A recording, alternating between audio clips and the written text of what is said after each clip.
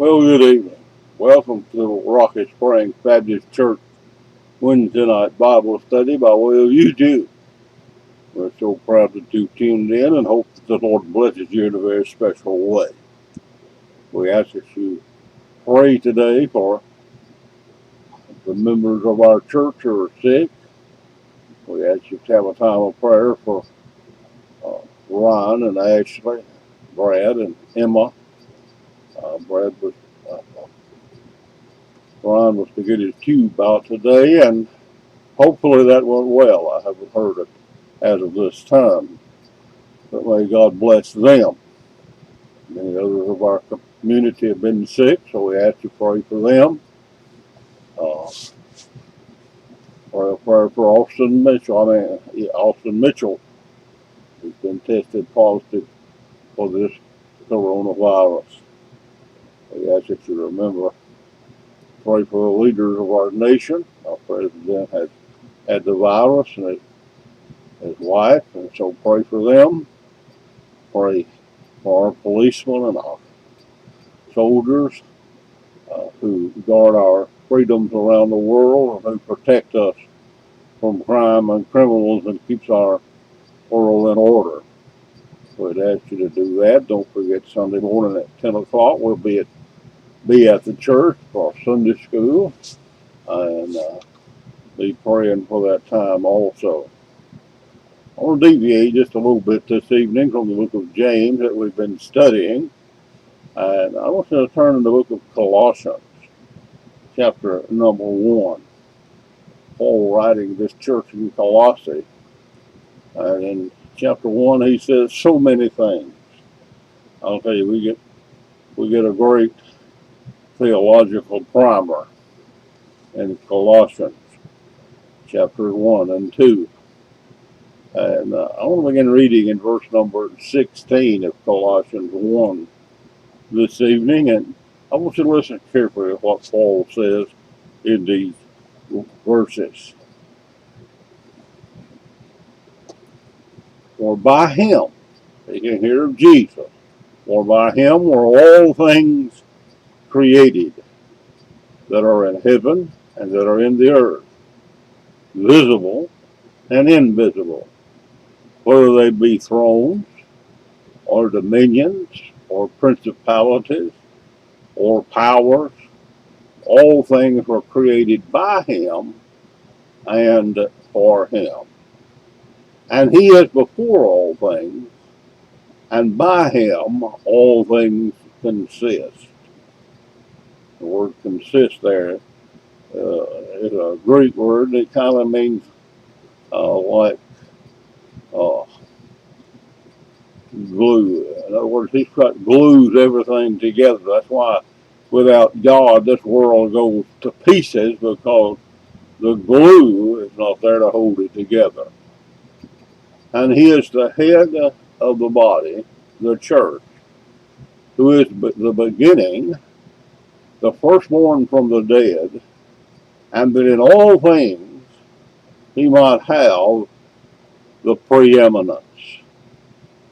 I was reading something the other day, and they were talking about that sometimes that some of the old hymns that we sing in our churches were being renamed to make them more relevant, like sprinkles of blessing instead of showers of blessing.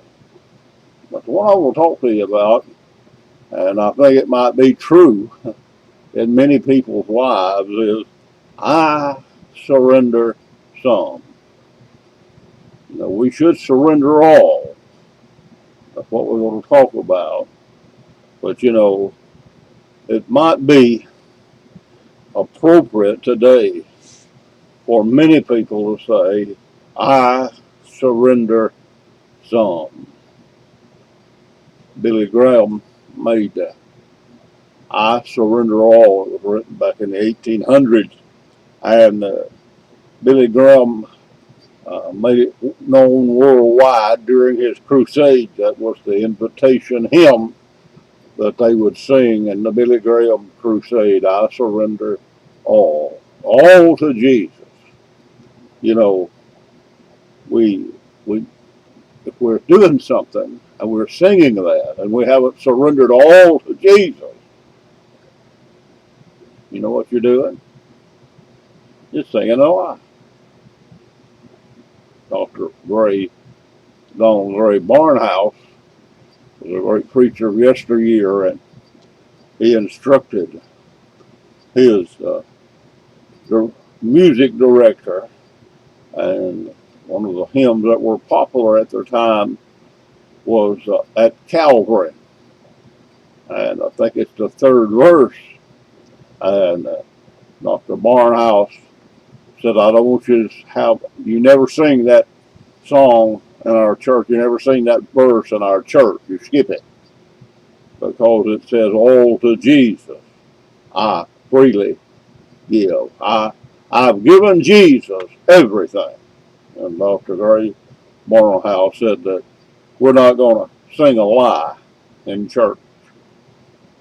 You know, we need to stop and think sometime. Are we singing a lie? Down in verse number 18, the Bible uses a word I doubt very seriously if any of us have used during this past week.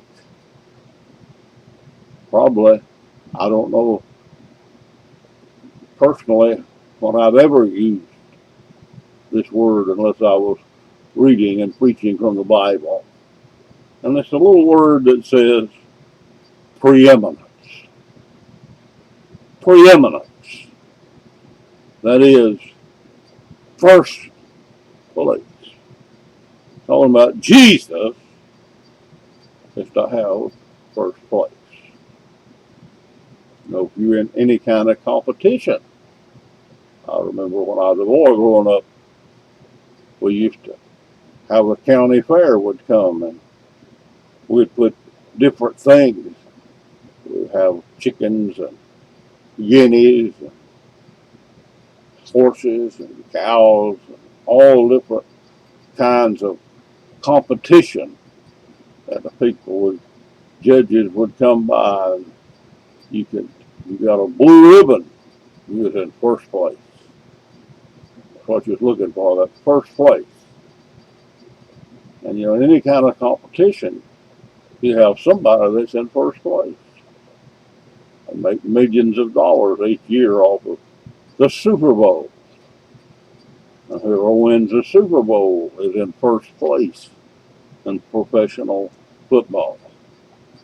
If you, in any field of endeavor, you know, we have a Nobel Peace Prize that they give out each year.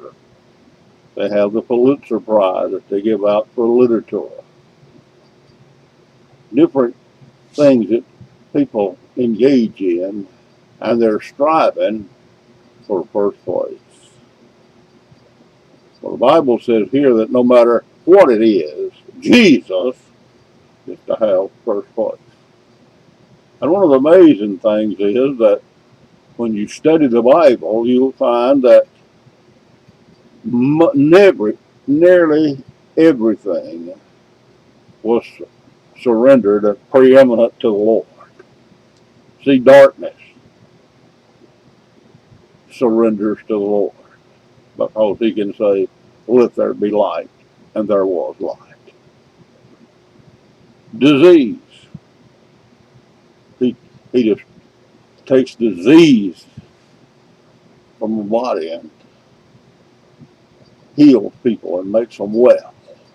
And if he tells that disease to leave, it has to leave. Demons, you know, the maniac of the Gadarene was living in a graveyard full of demons. But when Jesus spoke, those demons had to come forth. He stood in the bow of a ship, told the sea, peace, be still. All kinds of nature, all other parts of creation are surrendered to the Lord. But one thing, and that's man.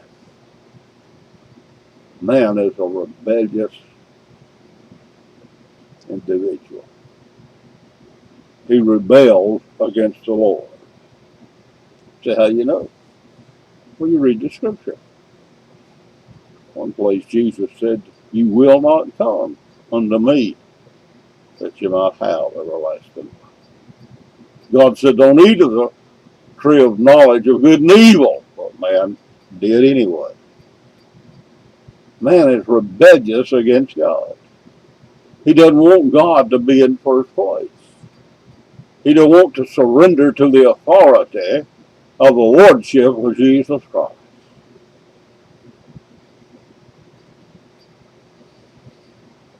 You think about that. He doesn't want to surrender to the authority of the Lordship of Jesus Christ. That's why we have so much trouble. So many problems. Because people say, hey, I'm not going to have the Lord rule over me. He's not going to come into my life. I'm not going to surrender to Him. I'm not going to give in to Him. Didn't say they wouldn't come to church. Didn't say they wouldn't do a lot of things. But they're not going to let Him be the Lord. I have so many true people come today and sing, "Oh, how I love Jesus." They'll go to church and sing that wonderful hymn. Oh, what a wonderful hymn it is. Oh, I love Jesus. But do they really love the Lord? I want you to think about that. You can sing it, but do you really love the Lord? Is it true? When you're standing there singing, "Oh, how I love Jesus," are you singing the truth? Or are you singing a lie? You think about a marriage.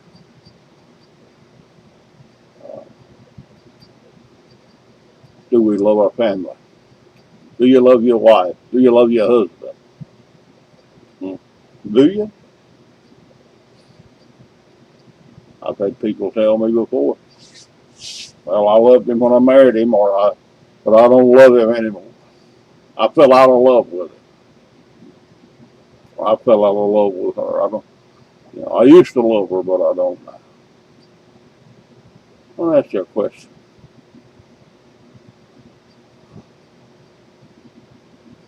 Do people do the same thing with the Lord? They'll be faithful to the church for a while. So they'll have a great testimony. No, I don't see them anymore. I don't talk to them. They don't love the Lord anymore. Have all kind of different things going on in their life. They're not willing to surrender to the Lordship of Jesus Christ. I see a man one time, and I said, "Why don't you come to church?" And know him long. He said, "Well, preacher, I'm going to tell you." He said, "I work 6 days a week. And Sunday's the only day I get to sleep late. And that's what I do." I said, "In other words, you love your sleep more than you love the Lord." "Well, I wouldn't put it like that." I said, "Well, I am." It wasn't a very long time. One Sunday morning about 5 o'clock, I had to be somewhere. I was probably going to a men's fellowship meeting or something. I used to do that quite a bit. And speak, and I was in my vehicle getting ready to pull out on the road. I saw a car coming down the road. And when it got up there with me, it was this gentleman I'd just been talking about pulling this big fishing boat behind that truck. I blowed the horn. Monday evening I went by and I said, "You sleep late Sunday morning?" What do you mean, preacher? I said, you saw me pull it out and I blowed the horn extra. I said, in other words, you love sleep, you love bass fishing more than you love Jesus. Think about that. You know, folks say I love my family. And I'm glad you do. I'm not necessarily say you, maybe you don't love your family, but don't you think about something? I was reading a story the other day that kind of stuck in my heart. This man was working at a job and he was very, very busy. He worked from before the daylight until after dark every night, every day. Had a little girl about 8, 9 years old. He was working out in Texas and he got transferred to Arizona. Got him a better job. And so he was coming home in the evening and he would take his little girl out in the evening and they'd watch the sunset in Arizona. He said about a week later she looked up at him and said, Daddy, why don't they have sunsets in Texas? Do you love Jesus? If you love Jesus, I want to tell you, you love the church. People say what they want to. I've talked to people for many, many years, and I've heard them say a lot of different things. Well, I don't think I feel the church preaching. I'll tell you right now, straight up, without any hesitation, if you love Jesus, you'll love the church. Now you think about that. I'm not talking about a building. Now, you love the building because of the people in the building. But you want to come and assemble with them. You don't forsake the assembling of yourselves together for frivolous things if you love Jesus.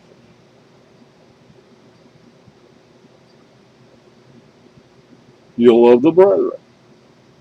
You gotta love me. Oh, I'm not gonna love you. You do. Hey, I had a brother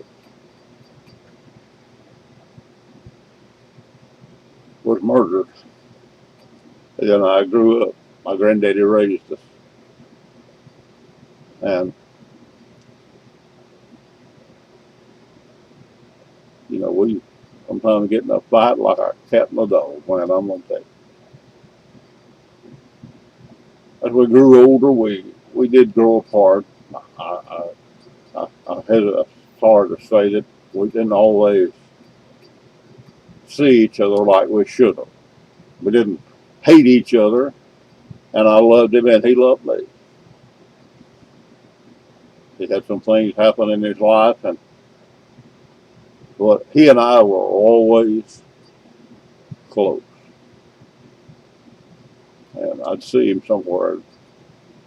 I'd be going up the road, and I'd blink my lights, and he'd look in his mirror and pull over the side of the road, and I'd get in the truck, and me and him sit there for 30 minutes and talk to each other. We didn't always agree on everything, but he loved me and I loved him. I don't, you know, I can't say that every Christian that I dot my I's and cross my T's exactly like they do, but I love them and they love me. They love the brother. Have you surrendered up? Is Jesus preeminent in your life? What do you put before Jesus? Money? A lot of people put money before Jesus. They'd rather have more money in their bank account than they had to have Jesus have first place in their life. Popularity. Some people just want to be popular.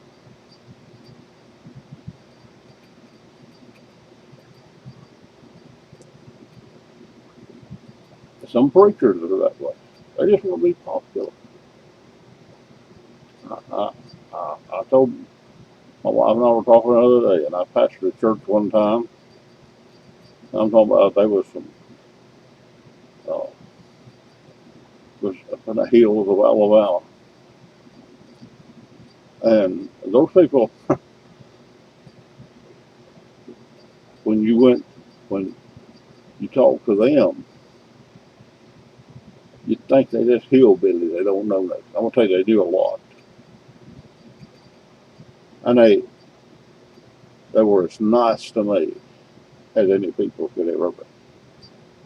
I've had some of them wouldn't talk to hardly a soul, and I could sit in their living room. We'd sit out on the shade tree and we'd talk. I told my wife, I said, that was kind of strange to me. And she said, well, he said, I want to be honest with you. He said, them folks up there said they didn't look at all of their trappings. And she said, you were just what you were. And I said, well, I went to pastor a church one time, and the preacher was asked about me. One of the deacons asked him about me. He said, well, he's a good preacher. I don't know if that's true or not. I'm not going to get there. But he said, I'm going to tell you one thing. He said, what you see is what you get. I've always tried to be that. I'm just me. I'm not fancy. I'm not a lot of things. But what you see is what you get. Some folks like pleasure. Mm-hmm. They'd rather pursue pleasure.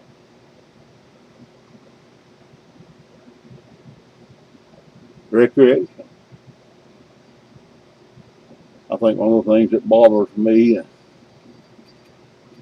is I don't these folks kneeling when the flag is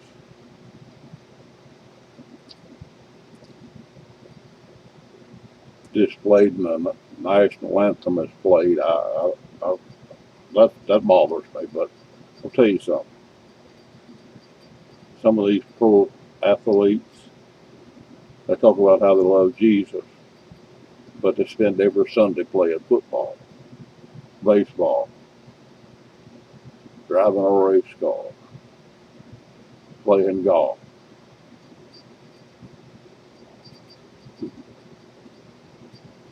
I wonder how long it would take them if they really surrendered to the Lord to say, I'm not doing that on Sunday.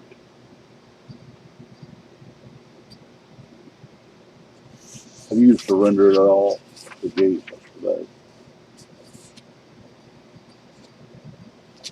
I think the greatest thing you can do for your children is to surrender all to Jesus.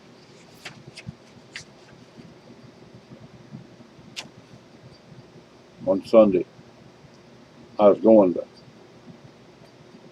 my wife and I were going to church. And we saw a daddy with a little boy, I'm going to say maybe 8 or 9 years old, had a big boat behind their pickup.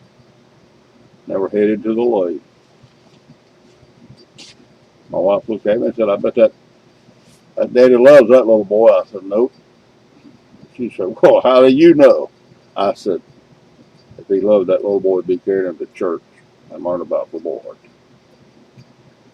You see, we're in a time of this COVID-19.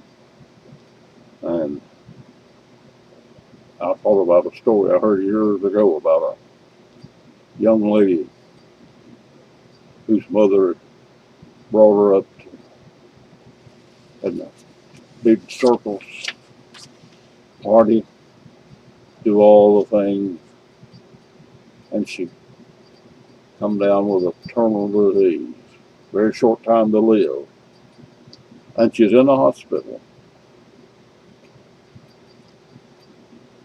And she looked up at her mama and said, Mama, you taught me how to live, but you never taught me how to die. Think about that. I love Jesus.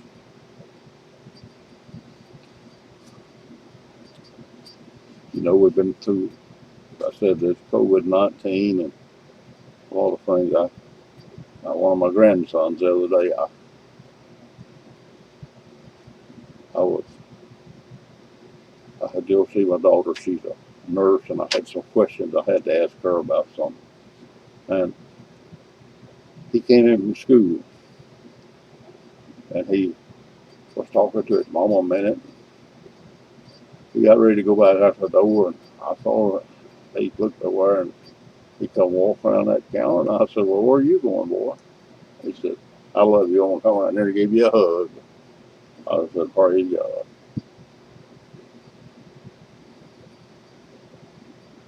Do you love Jesus? Give him a big hug and surrender it all to him. He said, "Come unto me, all you labor and heavy laden." Don't be one of those that he said you will not come. Give him first place in your life, and you'll be surprised how peaceful it'll be for you. Thank you for tuning in. May God bless you in a very special way. Till next time. Bye bye.